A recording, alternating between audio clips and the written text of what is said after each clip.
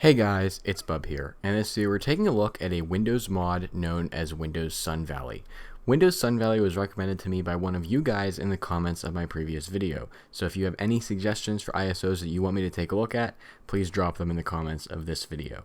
From what I can tell from the archive.org listing, Windows Sun Valley is aimed to be like Windows 10.5, combining the best of Windows 10 and Windows 11 with a Windows 7 style start menu. It seemed very interesting, and the commenter who recommended it to me spoke very highly of it.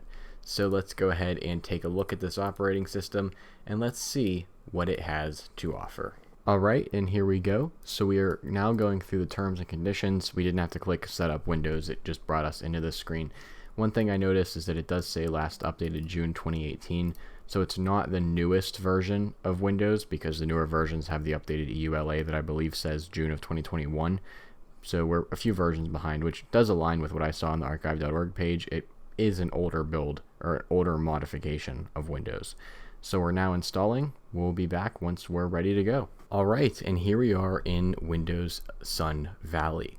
Let's first take a look at what we have on this desktop. Again, very simplistic, like what we typically see in new builds of Windows. We have the recycle bin, which does use the Windows 11 recycle bin icon, and this nice custom background, purple to lighter bluish green gradient with the Windows 11 logo here. I do believe at its core this is Windows 10, so don't let the Windows 11 fool you here. This is Windows 10 at its core. Over here I have the Show Desktop button. We have our system clock, which is again showing Windows 10. I have supposedly no internet on network for some reason, which is strange because I should. So if I try to ping out to the internet, I do have internet, and for some reason my command prompt is transparent.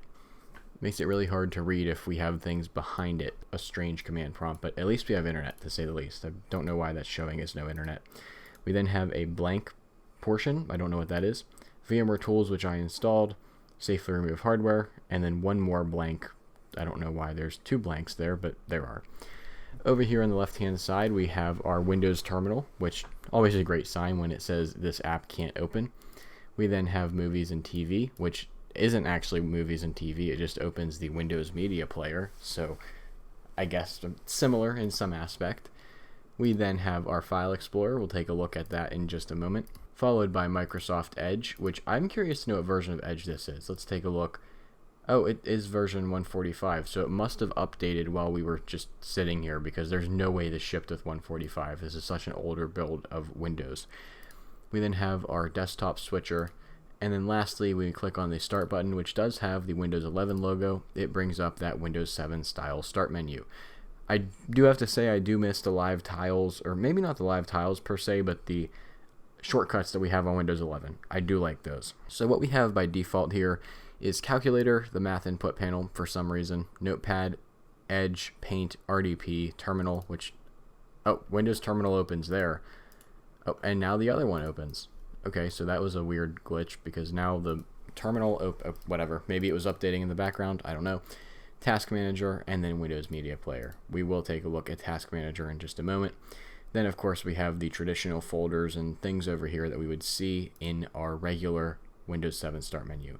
And Control Panel does actually open Control Panel, it doesn't open Settings, so they're trying to make it like Windows 10.5, but more like Windows 7 10.5. It's a weird mix to put all of this together, really, if you think about it, because we have the Windows 7 elements, the Windows 11 elements, the Windows 10 elements. There's just a lot mixed in here. Let's go into all programs and take a look at what we have here. I won't read through all of them, but it does come bundled with 7-zip. We do have our regular accessories, even with some custom icons, like the Notepad icon is not a Windows one as far as I'm aware. I've never seen that icon before. We then have nothing in startup and our regular system files. So it does look up here from this menu to be more lightweight than traditional Windows, because there's not that many applications, but let's be the judge of that. Let's jump into File Explorer and see how much space we're taking up. So here we can see that this is a Windows 10 style window border here, because we don't have rounded corners, we have the traditional ribbons at the top. This is a Windows 10 window here. We can see the ISO itself is 4.2 gigabytes, so that's much less than a modern Windows 11 ISO, which amounts to, I believe, 7.2 gigabytes now. It's insane.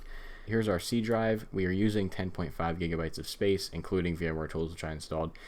So which means we have 49.3 gigs free on a 59.8 gig disk. So 10.5 really isn't bad. I mean, it's not the tiniest Windows distribution we've ever taken a look at on this channel, but it's not bad compared to even vanilla versions of Windows today.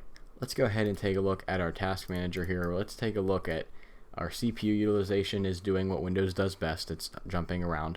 And our memory, I put 8 gigs of RAM in this virtual machine. We are using 2.0 idling.